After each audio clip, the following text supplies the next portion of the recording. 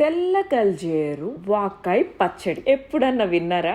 అందరూ వాక్కాయలు దొరికితే పప్పు చేస్తారు, తెల్ల గల్జేరు దొరికితే పప్పు ఫ్రై చేస్తారు. నేనేం చేశానంటే ఈ రెండు కలిపి పచ్చడి చేసేసాను. బాగుంది కదా?